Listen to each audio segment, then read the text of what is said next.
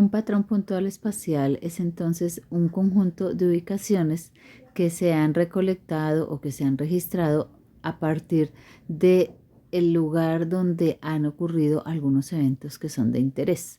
Por ejemplo, el epicentro de un sismo. Por ejemplo, el lugar donde ocurrió un enfermo de alguna epidemia, en este caso, por ejemplo, un enfermo donde se registró un enfermo del COVID-19, y entonces con esas ubicaciones vamos recolectando estos puntos.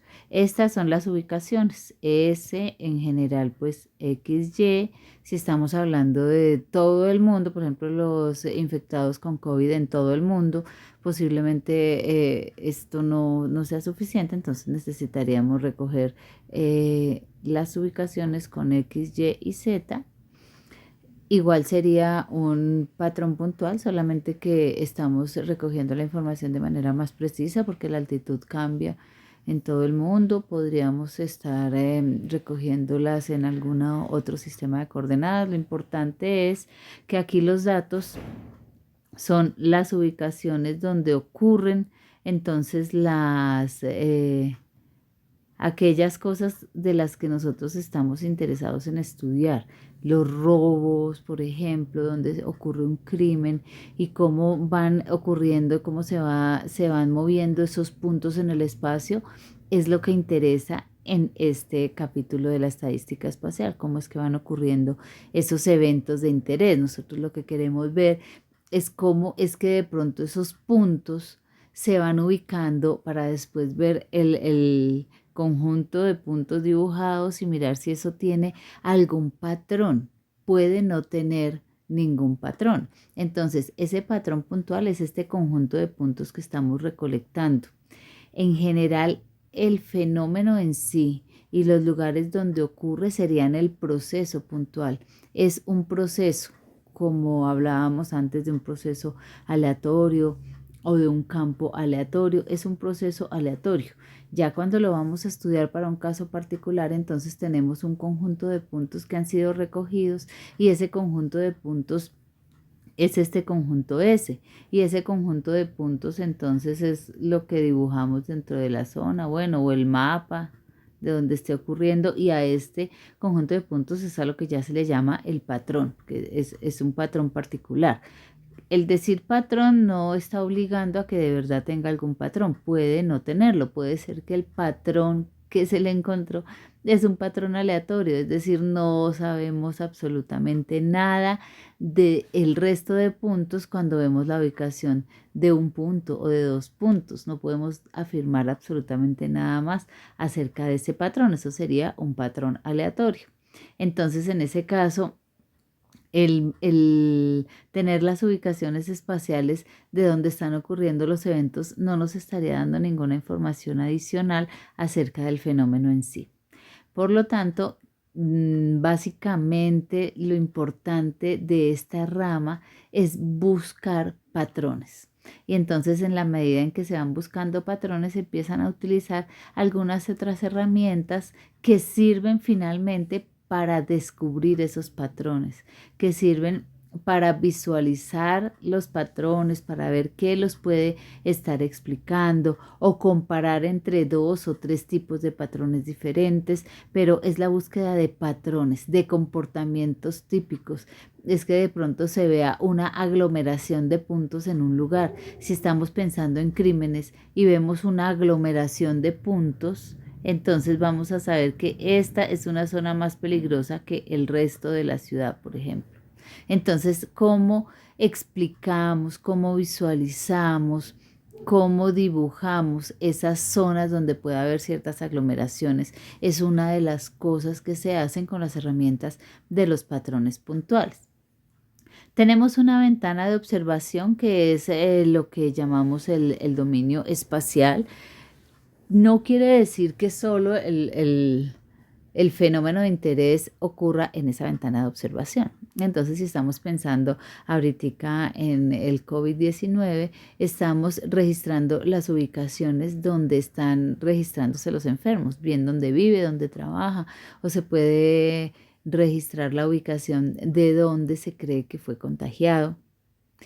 pero cuando vamos a estudiarlo, lo estudiamos de pronto para el caso particular que nos compete, por ejemplo, para la ciudad donde vivimos. Entonces, de pronto alguien dice, bueno, este es el análisis de cómo están ocurriendo los contagios de COVID-19 en Bogotá, mientras que otro pues está analizando los de Cali y otro está analizando los de Medellín. Entonces, este DS en principio se limita pues a la zona de interés, porque uno dice, bueno, y entonces, ¿por qué no se estudia para toda, absolutamente toda la zona simultáneamente? Por ejemplo, para todo el país o para todo Sudamérica o para todo el mundo. ¿Se podría hacer? Claro que sí. Hay primero unas limitaciones geográficas que son naturales, es decir, yo salgo de los límites, por ejemplo, terrestres y entonces pues está en el mar. En el mar pues no vive gente y entonces ahí tenemos unos espacios grandes que aunque sea habría que recortarlos y saber que pues ahí no tiene ningún sentido pensar que va a ocurrir el patrón o en lugares inhabitados. O en lugares donde pues sencillamente la gente no puede vivir.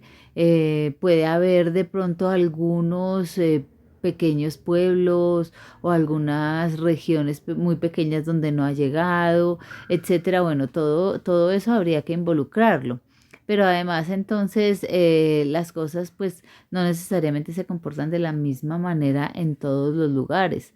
Entonces, el número de puntos va creciendo y va creciendo y también hay algunas operaciones, como siempre ocurre en todas las áreas de la estadística espacial y seguramente en otras áreas de la estadística, hay algunas limitaciones también computacionales. A medida que el número de puntos crece, hay algunas cosas que ya no se van a poder calcular por la limitación computacional.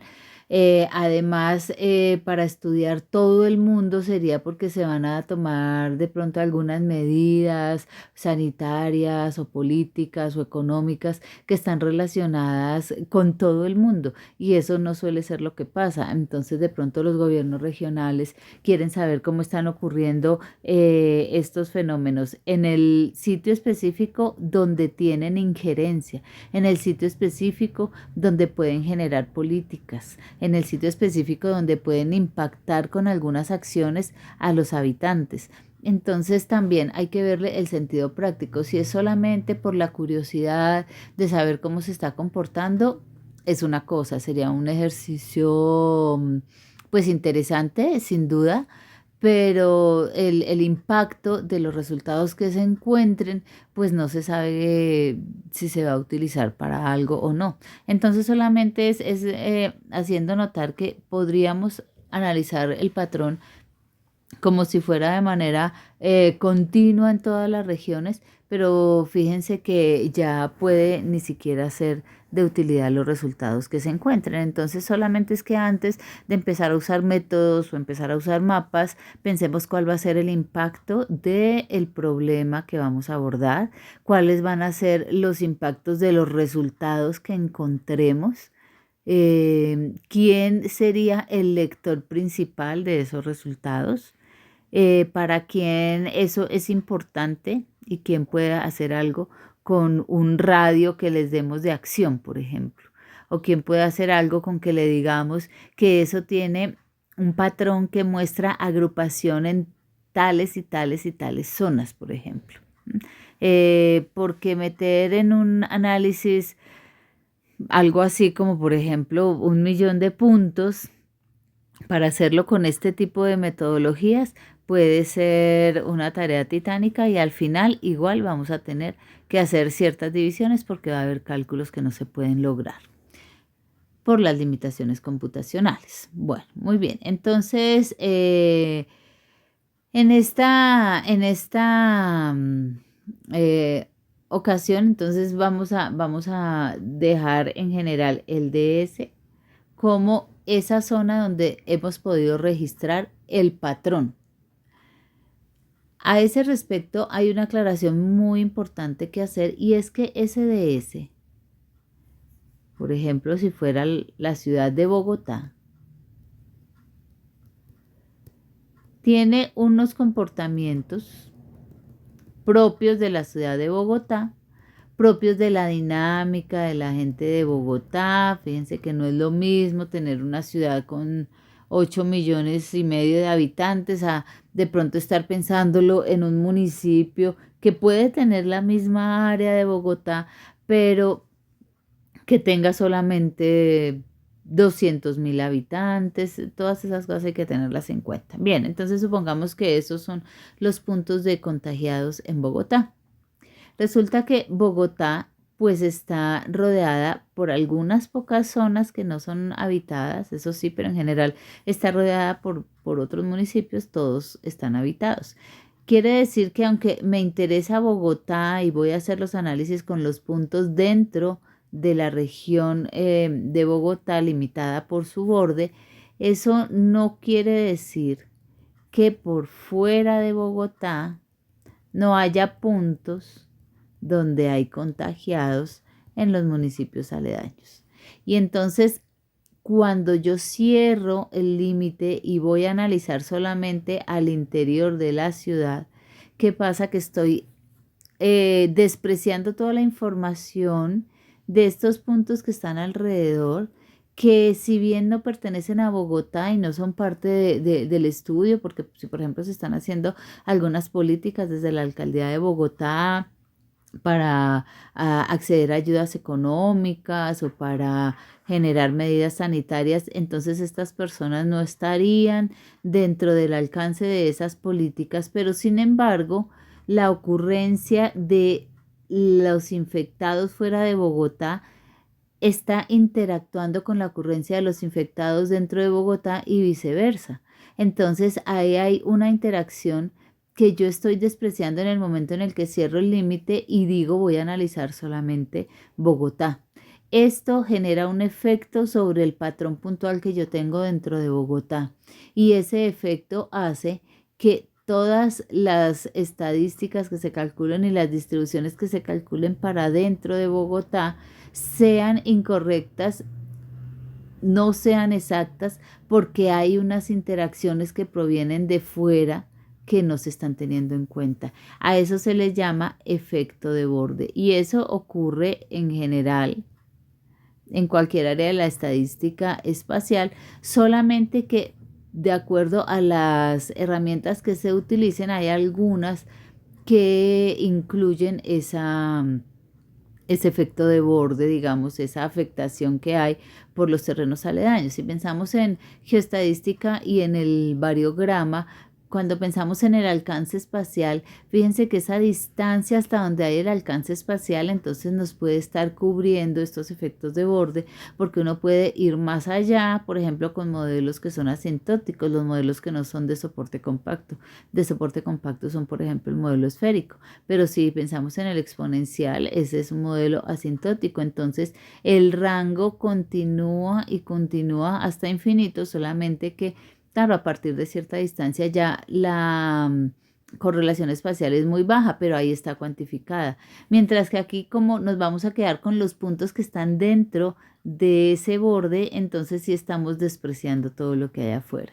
Entonces por eso se ven todas las estadísticas, se hace todo el desarrollo para patrones puntuales y después hay que mirar cómo cambia todo eso con los efectos de borde. Entonces hay algunas funciones que han propuesto varios autores que se involucran con los estimadores iniciales y se corrigen esos efectos de borde. Siempre hay que pensar automáticamente que se va a analizar un patrón, hay que pensar en cómo vamos a corregir el efecto de borde, a no ser que sea algo, un caso muy particular, como un pueblo alejado. Entonces, si estamos hablando de un proceso de contagio, pero el pueblo está alejado y alrededor, a varios kilómetros a la redonda, no hay gente, no hay ninguna zonas habitadas, entonces no hay esa interacción, entonces ahí uno podría pensar que no hay efecto de borde hacia esas zonas. Bien,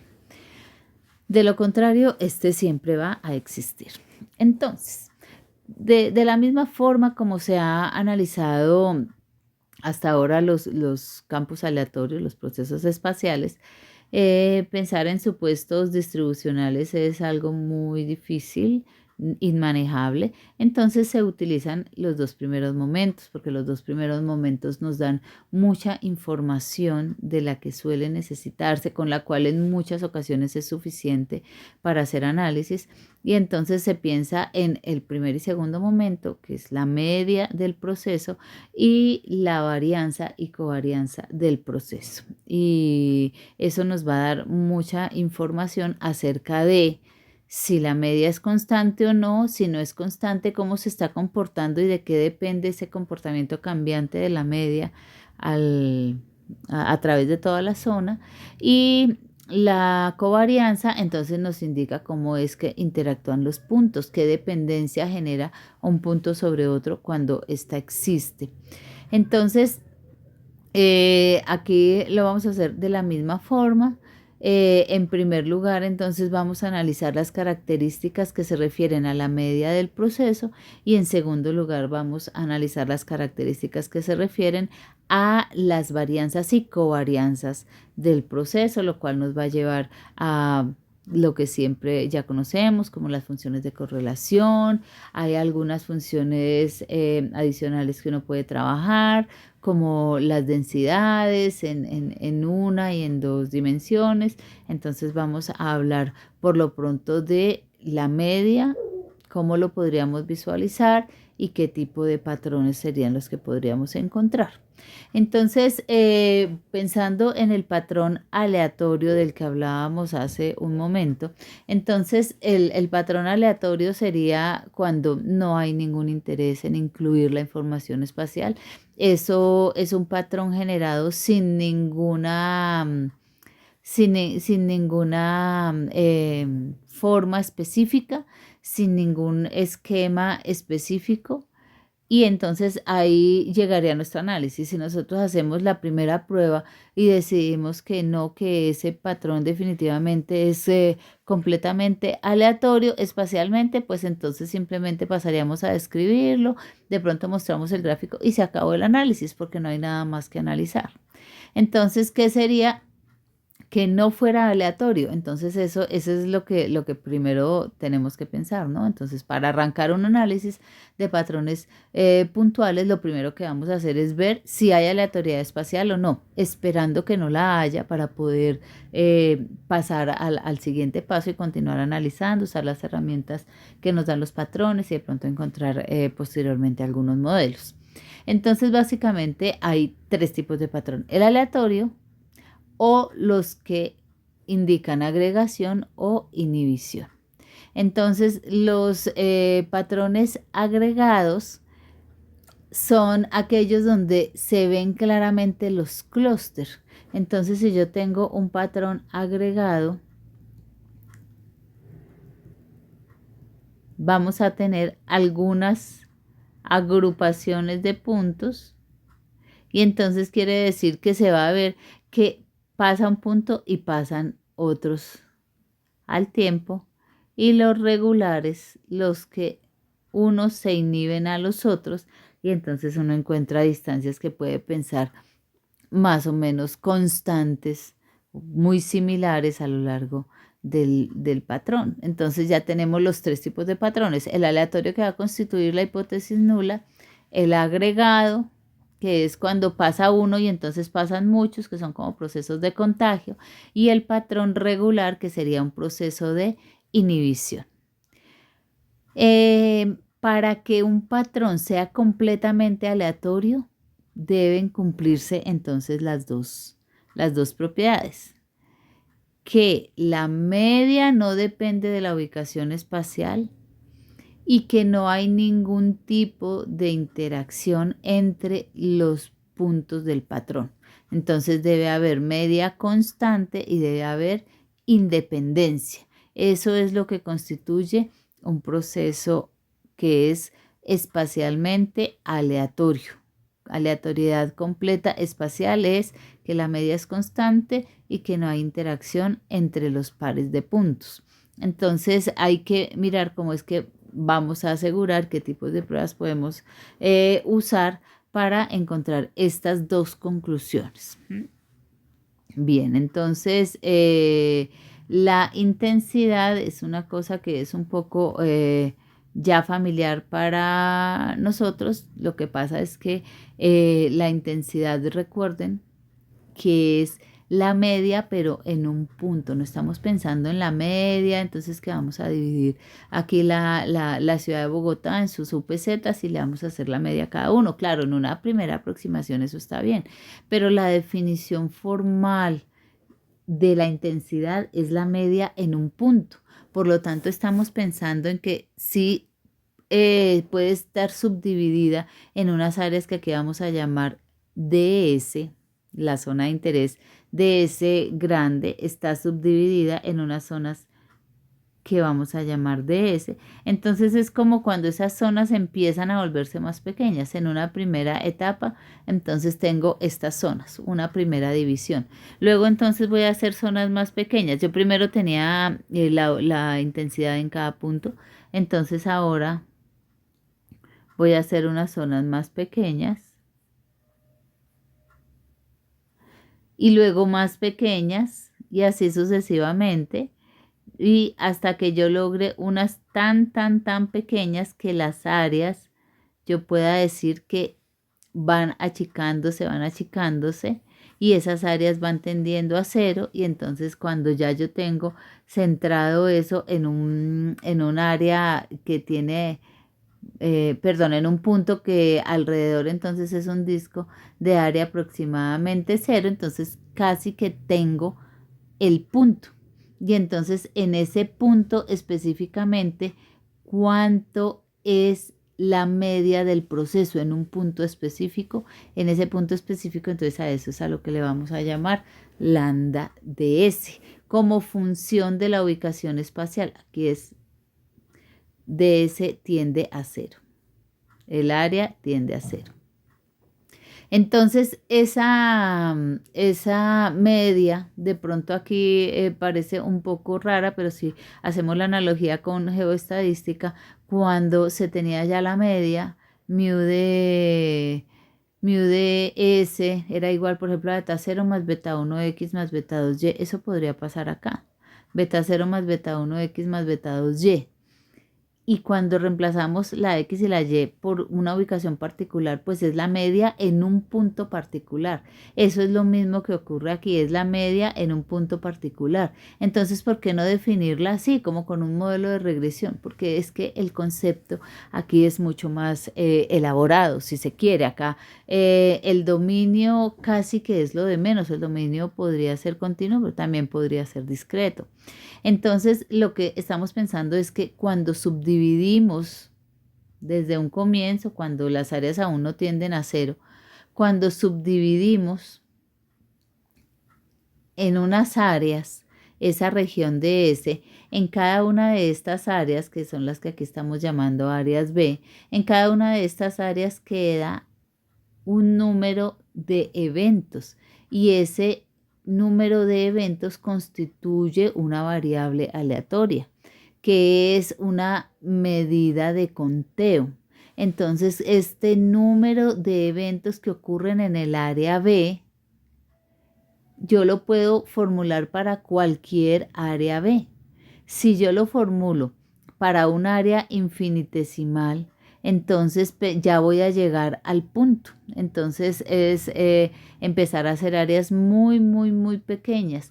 Y ahí entonces cuento cuántos hay en áreas muy pequeñas alrededor de un punto S y le tomo la esperanza. Esto claramente entonces es la media. Entonces fíjense que es en cada punto la media.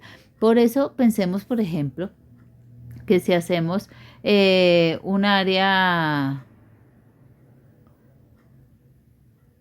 que si hacemos en una división por áreas, digamos, bueno, supongamos en Bogotá las UPZs, y decimos que en este punto particular hay una intensidad de 1 para el patrón puntual robos. Una intensidad de 1 es algo inmenso, o sea, casi que a la fija va a ocurrir. Entonces, por eso es que las intensidades se suelen ver entonces con números de 10 a la menos 5 o 10 a la menos 6, porque es lo que se espera. Si las intensidades aumentan mucho en ciertas zonas, pues entonces ahí hay una zona de riesgo. Eso es lo que se trata de hacer cuando dibujáramos esta intensidad en toda la región de interés. Bien, entonces ya pensando entonces justamente que la intensidad es una función de la ubicación, en términos generales es una función de la ubicación. Si se quiere saber cuánto es el valor esperado del número de eventos en un área B, pues entonces simplemente tendríamos que hacer la suma infinita de todas las intensidades en todos los puntos que quedaron dentro de la región B, si esta es la región de interés. Entonces cada uno de los puntos tiene una intensidad, pero pues dentro de la región B hay infinitos puntos y por lo tanto infinitas intensidades. Entonces es una suma infinita y eso es lo que nos daría la esperanza del número de eventos ocurridos en un área B. Esto muestra, bueno, el concepto de intensidad claramente, pero cuando vamos a integrarlo, si yo ya lo pienso en que yo de verdad lo voy a calcular, entonces yo debo pensar en si conozco o no esta lambda de S. Si yo tengo una función matemática que me define lambda de S como las de beta 0 más beta 1x más beta 2y, entonces pues yo puedo integrarla sobre esa zona y voy a saber cuánto me da. Pero si yo no tengo una función matemática con parámetros conocidos que yo pueda manipular, entonces este cálculo de esta integral no va a ser posible por métodos de integración, porque este lambda de S pues tiene que ser una función que yo pueda integrar. Si yo, por ejemplo, conozco los valores en cada punto, supongamos entonces que yo tengo acá esos infinitos puntos, pero entonces yo la quiero aproximar y entonces cogí 10.000 puntos. Aquí cogí 10.000 puntos al interior de B. Entonces, de alguna manera, supongamos que yo lo que tengo es cuánto vale la intensidad en cada uno de esos 10.000 puntos. Entonces, tendría que sustituir esta integral por la suma de las intensidades en esos 10.000 puntos. Y entonces ya yo puedo decir, bueno, y esto, entonces, ¿cómo si me aproxima bien o no me aproxima bien? Entonces, claro, la cuestión es de pensar cómo es que lo vamos a hacer, cómo es que se va a encontrar este lambda de S. Y efectivamente, los dos casos son posibles. Este lambda de S se puede estimar paramétricamente con un modelo de regresión donde usted le pueda ver sus beta ceros, sus beta unos perfectos, donde usted le pueda ver todos los parámetros, o se puede estudiar de manera no paramétrica. Si se estudia de manera no paramétrica, entonces se utilizan los métodos de suavizamiento que, bueno, todos ustedes ya seguramente conocen. Entonces se utilizan funciones kernel, se suaviza y por lo tanto usted no va a tener un modelo con una suma donde usted pueda ver claramente los parámetros, sino que usted lo que va a tener es la intensidad por punto. Ustedes saben que los métodos no paramétricos, entonces a través de los métodos de suavizamiento se estima en cada punto y se tiene ese valor, pero no se tiene la función. Entonces es para que de pronto vayan revisando. Si fuera paramétrico es porque suele utilizarse como se hacía, por ejemplo, en geostadística, que la media va a depender de las coordenadas espaciales. Pero si es no paramétrico, entonces lo que se busca es mirar dónde hay mayor densidad de puntos, dónde hay menor densidad de puntos, y con métodos de suavizamiento, entonces estimar esa densidad en cada uno de los puntos de interés dentro de la región grande de sub S. Por eso es importante pensar en cada uno de los casos cómo sería ese lambda de S. Claro, siempre está la posibilidad de que la media sea constante a través de toda la zona y que no sea una función de la ubicación espacial. Si la media es constante y no depende de la ubicación espacial, entonces esta función será simplemente dada por un valor lambda que no va a importar en dónde se encuentre. Entonces hay la misma intensidad por todo, absolutamente todo el espacio de interés.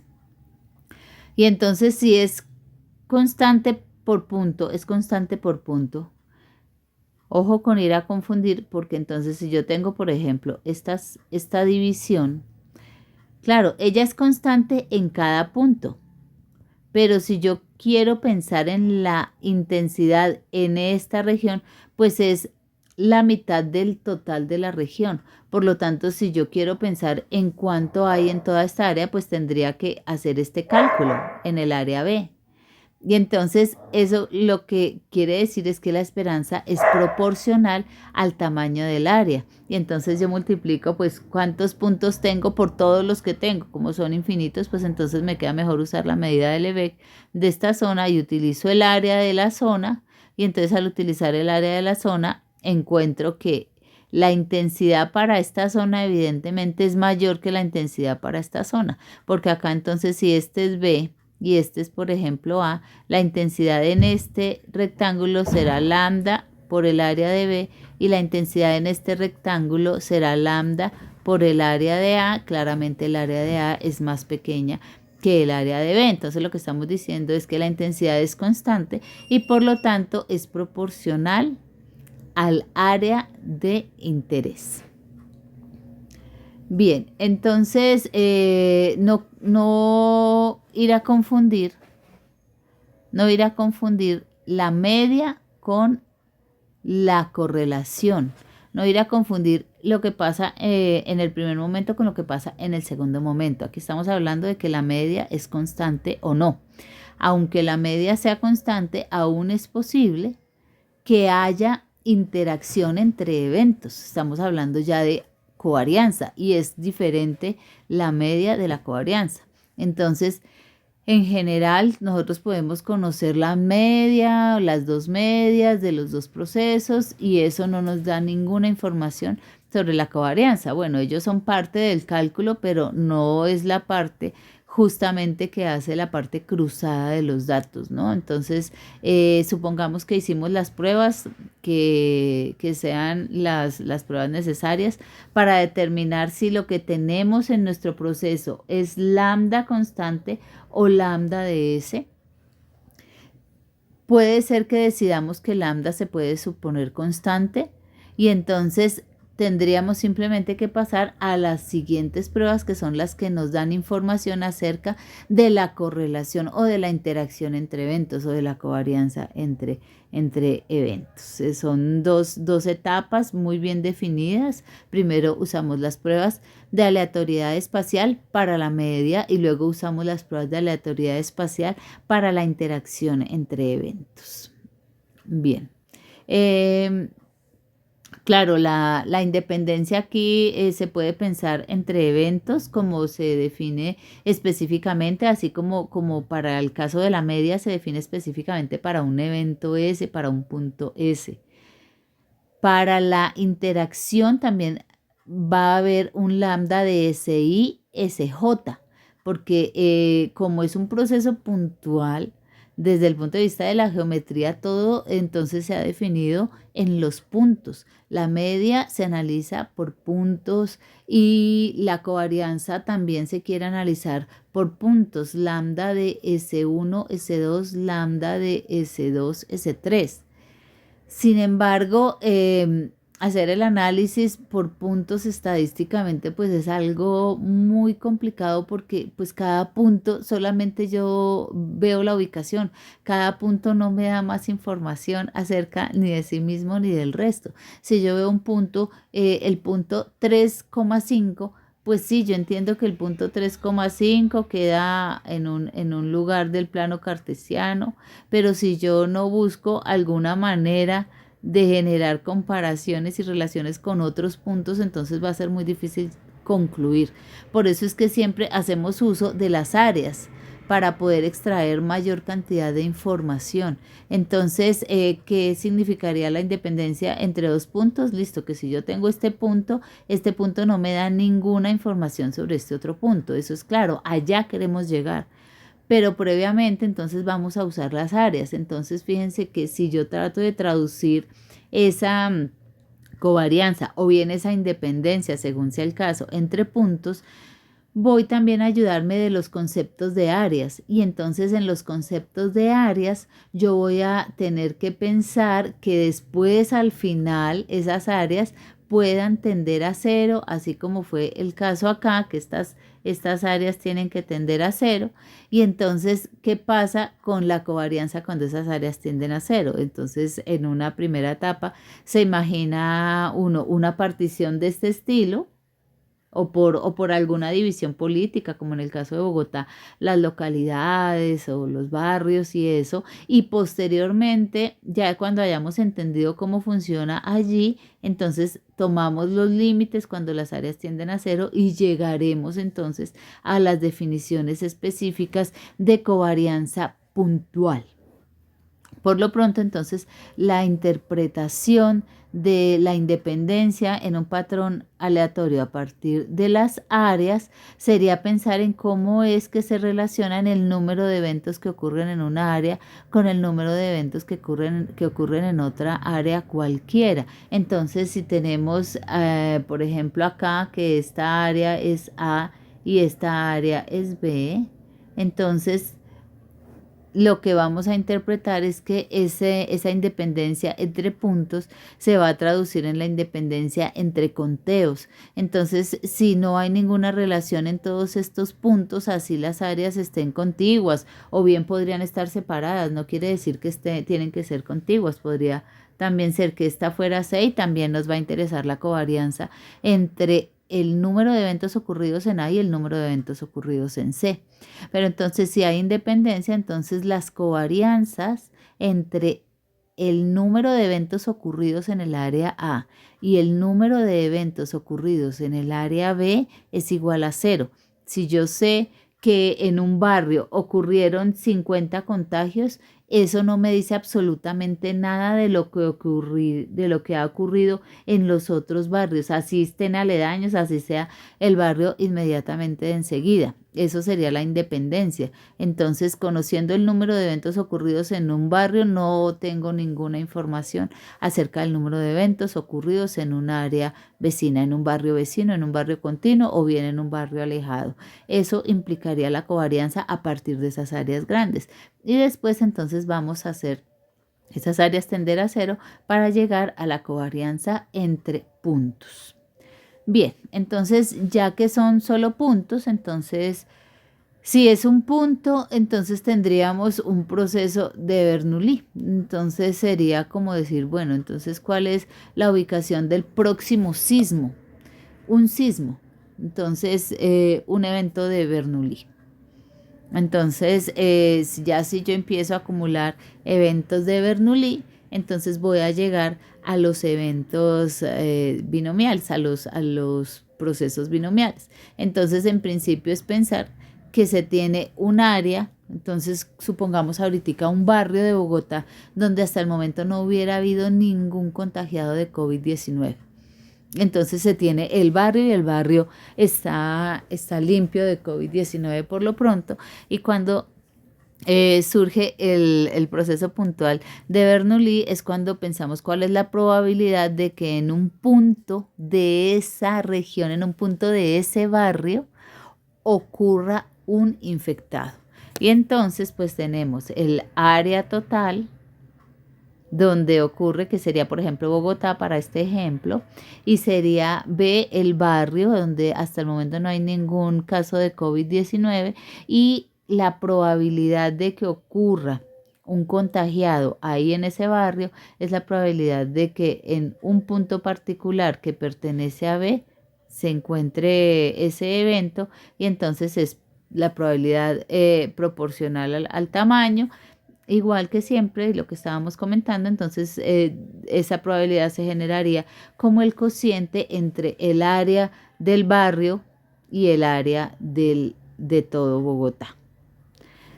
Cuando pensamos entonces en lo mismo, pero ya en N eventos, entonces cada evento podría pensarse en un barrio diferente. Entonces estamos pensando que ocurra en un lugar particular del barrio 1 hasta un lugar particular del barrio N. Y entonces cuando generalizamos de Bernoulli a binomial, ya sabemos las propiedades del proceso binomial, de la independencia, entonces llegamos a la multiplicación, a que la probabilidad de que ocurra en algunos lugares específicos de cada uno de los barrios, por ejemplo, que ocurra en la calle 46 con carrera 24, que eso es, por ejemplo, el barrio La Soledad, y que ocurra en la calle 72 con carrera séptima, que ese es el barrio Chapinero Alto, por ejemplo. Entonces, que ocurran en algunos lugares particulares, y yo me pregunto por esas probabilidades de que ocurran en esos lugares particulares de esos barrios, la probabilidad estaría dada por esta operación, que sería el producto de los cocientes de las áreas de cada barrio involucrado acá en esta lista de probabilidad sobre el área total de Bogotá. Bien, entonces noten que ahí, por ejemplo, se toman particiones, B1 hasta BN unidos darían todo Bogotá, y la intersección entre ellos sería vacía, ¿no? Se está tomando entonces una partición del área de interés grande de su S. Entonces, esa sería, digamos, la primera aproximación a lo que sería un modelo para un proceso que se supone completamente aleatorio desde el punto de vista espacial. Entonces, usar el modelo de Bernoulli para el primer punto, y después entonces llegar al binomial para los n puntos. ¿Sí? Entonces vamos a hacer algunas observaciones y vamos a ver por qué se pasa entonces a otro modelo alternativo y no nos quedamos con el modelo binomial. Entonces, las propiedades iniciales importantes bajo aleatoriedad espacial, que para eso nos sirve bien, digamos, el proceso binomial. Entonces, en la medida de conteo de vacío, ¿sí? Entonces, ¿qué le asignamos a la medida de conteo de vacío? Entonces, si no hay área, entonces habría que asignarle entonces 0.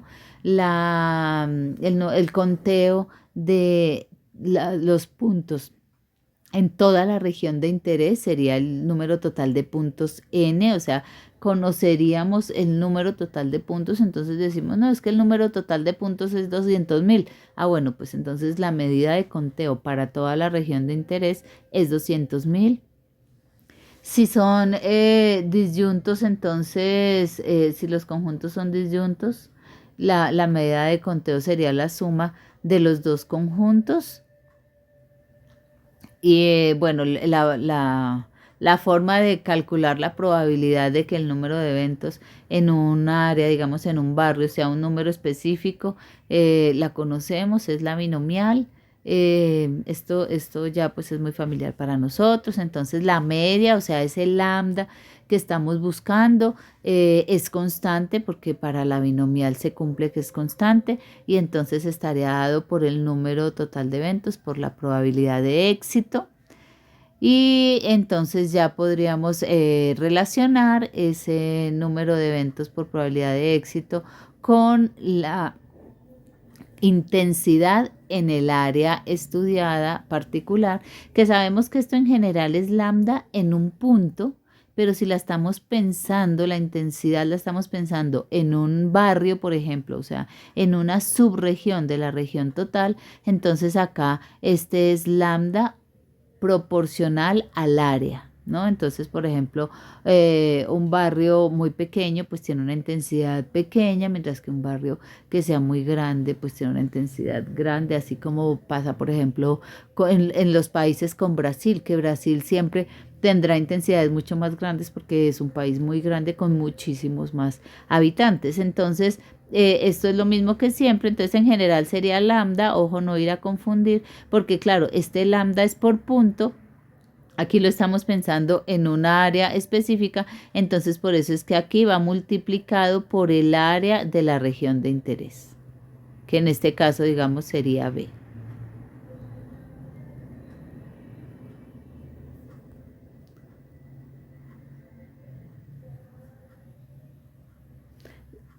Listo. Entonces ahora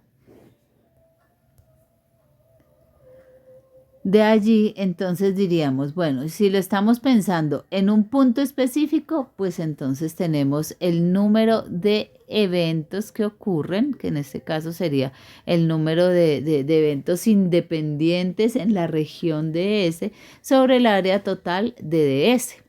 Y entonces pues ya sabemos cómo sería la probabilidad allí para cada uno, si lo queremos mirar de manera conjunta, entonces estamos hablando de las distribuciones finito-dimensionales. Fíjense que aquí no tengo que incluir toda la partición. Aquí yo podría estar, por ejemplo, interesada solamente en unos barrios, por ejemplo, en los barrios del centro de la ciudad, en los barrios de una localidad, por ejemplo. Y entonces esto por eso es una distribución finito-dimensional. Yo podría hacerla para 2 o 3 barrios solamente o la puedo hacer para todos los barrios. Bien, entonces aquí tendríamos pues la distribución de probabilidad. Esa no tiene ninguna dificultad. Si yo quiero pues la puedo hacer sobre toda la partición y podría entonces utilizar relaciones entre ellos si utilizo todos los n eventos. Bien, la probabilidad del espacio vacío, la probabilidad de que en un conjunto particular de interés no ocurran eventos. Eso es lo que se llama la probabilidad nula o la probabilidad del espacio vacío. Cobra mucho interés porque pues efectivamente puede ser algo supremamente novedoso que se quiere estudiar, por qué, por ejemplo, en un barrio o por qué, por ejemplo, en una zona no hay infectados o por qué en un barrio no hay robos o por qué en un barrio nunca hay un asalto a mano armada. Entonces, ese evento nulo, ese evento al que se le asigna probabilidad cero, el espacio vacío, es de las cosas más interesantes que se pueden estudiar en los patrones puntuales. Uno puede entonces preguntarse por un conjunto particular y calcular la probabilidad de que no ocurran eventos allí. Eso entonces, en cuanto a las probabilidades del vacío, del espacio vacío, teóricamente desde las probabilidades del espacio vacío hay muchas cosas que desarrollar de los patrones puntuales. Bueno, entonces ahora, ¿qué pasa? ¿Por qué no nos vamos a quedar con el proceso binomial como un modelo para la aleatoriedad espacial completa? Resulta que cuando fijamos un número de eventos, como pasa en el caso de la distribución binomial, automáticamente entonces se genera una condición, y es que si tenemos el número de eventos para toda la región, cuando lleguemos al último conjunto, por ejemplo, si estamos pasando como un listado en algún orden, en el último conjunto no hay la libertad de que ocurran cualquier cantidad de eventos, sino que ocurrirán n menos el número de eventos de esa área en particular.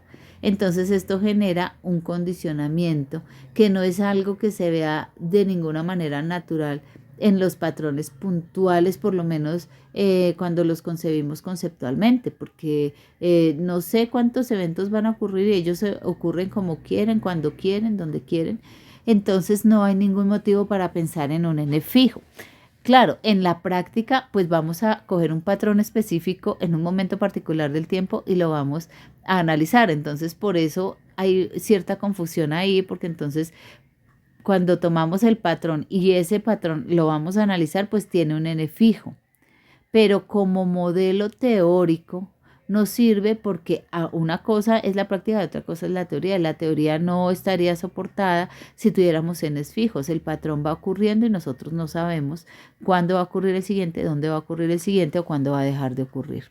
Entonces, por eso se trata de no quedarse con el patrón binomial, sino mirar una distribución de probabilidad, un modelo que no requiera ninguna condición, un modelo donde el número de eventos pueda continuar creciendo. Y esa es la razón por la cual pasamos de este modelo, que sería el modelo condicionado binomial, que nos llevaría a la distribución ya conocida, de la que ya hemos comentado, cuando n es fijo, ¿sí? Por favor, pueden verificar ahí algunos detalles. Y la idea entonces es quedarnos con un modelo que no ponga restricción al número total de eventos.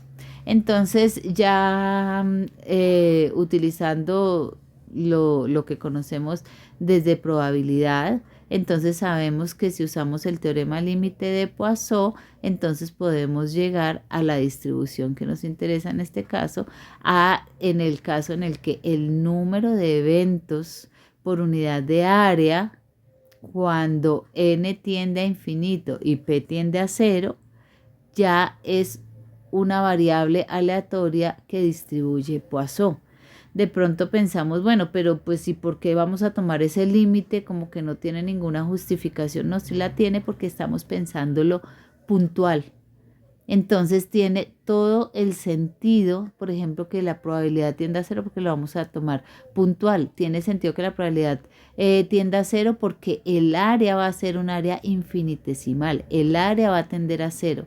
Entonces por eso la probabilidad va a ser muy pequeña. Por lo tanto, el hacer n tender a infinito es natural porque el evento no para. No es que porque yo voy a analizar ahorita y hay 2000 puntos, no van a haber más. No, él sigue y no hay ninguna razón para pensar que se va a detener, que se va a detener en 2 horas o que se va a detener mañana o que se va a detener en una semana. No, el evento vuelve, el proceso vuelve y genera eventos, vuelve y genera eventos, todo el tiempo está generando eventos. Entonces, n tiende a infinito es una cosa de lo más natural en los patrones puntuales y lo mismo el p tiende a cero, como comentamos, con respecto a las áreas infinitesimales. Entonces, de manera muy natural, se ve que en principio pareciera que el proceso binomial nos podría servir, pero si pensamos el proceso puntual de manera más general, vemos que no es suficiente el proceso binomial y entonces que tenemos que ir al proceso de Poisson. Entonces, si alguno no está familiarizado con este teorema límite, por favor leerlo de libros de probabilidad avanzada o de libros de teoría de la medida. Es algo que hay que leer por lo menos una vez para tener bien la concepción del proceso binomial y del Poisson y cómo se llega naturalmente del uno al otro. Fíjense que si estamos hablando, por ejemplo, de los sismos, claro, los sismos están a veces muy espaciados en el tiempo, pero uno puede hacer conteos, entonces se ve como en un principio se piensa en la ocurrencia del evento como un evento independiente de otro evento, que eso pues desde esta teoría pues se puede analizar, reevaluar, modelar esa interacción. Pero después entonces se puede pensar en contar eventos por zonas, también se puede pensar en contar eventos por tiempos, por intervalos de tiempo, y entonces tenemos ahora número de eventos por unidad de área, número de eventos por unidad de tiempo, número de eventos por unidad de volumen. Entonces, conceptualmente también se ve claramente cómo puede llegarse de un proceso a otro a medida que la cantidad de datos aumenta. Entonces, esa es la razón por la cual el modelo que es asumido como el modelo que describe la aleatoriedad espacial completa es el modelo de Poisson. Entonces, el modelo de Poisson, bajo las condiciones iniciales, el modelo de Poisson implica que la media es constante y que los eventos son independientes. Entonces, en cuanto a distribución espacial, cuando decimos la media es constante y los eventos son independientes, no se ve cómo sería eso en el espacio. Pues bien, en el espacio sería como si dibujamos unos puntos extraídos de una distribución uniforme en una zona. Si ellos se distribuyen de manera uniforme en esa zona, entonces es que es un proceso aleatorio. ¿Y cómo decimos eso o cómo asociamos eso con los parámetros, con la media y con la covarianza? Bueno, si el proceso es aleatorio, es uniforme aleatorio en el espacio, entonces tiene media constante, no hay lugares con mayor intensidad, no hay lugares con menor intensidad, y no hay interacción entre los eventos. Entonces, así queda el proceso espacial completamente aleatorio. Y eso formalmente se define como un proceso homogéneo de Poisson. El proceso homogéneo de Poisson entonces tiene dos propiedades. En algunos textos lo definen diferente, en algunos lo definen como una, en otros lo definen como tres propiedades, pero esta definición me parece muy clara. Entonces, la propiedad 1 es que si el n de B denota el número de eventos en una región, B contenida en la zona de interés, entonces ese número de eventos distribuye Poisson con parámetro lambda constante proporcional al área en cuestión. Lambda es una función constante de la intensidad del proceso. A eso entonces se le suele llamar homogeneidad. Los eventos no tienen preferencia por ubicación espacial alguna.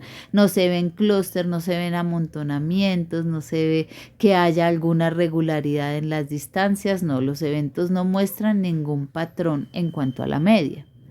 Y la segunda propiedad implica que para dos conjuntos que sean disyuntos, la variable aleatoria, número de eventos en cada uno de los conjuntos, las dos variables aleatorias son independientes. Entonces ahora sí estamos hablando de homogeneidad y de independencia, como las dos propiedades que generan el proceso homogéneo de Poisson. Un patrón puntual se piensa que viene de un proceso espacial completamente aleatorio si se cumplen estas dos propiedades, si hay homogeneidad, es decir, media constante, y si hay independencia. Entonces, con estas dos propiedades nos vamos a ir para ver cómo sería que se construyen las pruebas de hipótesis que nos permitan decidir si nuestro proceso efectivamente se enmarca dentro de estas características o si por el contrario el proceso no cumple estas características y por tal razón entonces debemos ir a modelar su media y a modelar sus propiedades de segundo orden.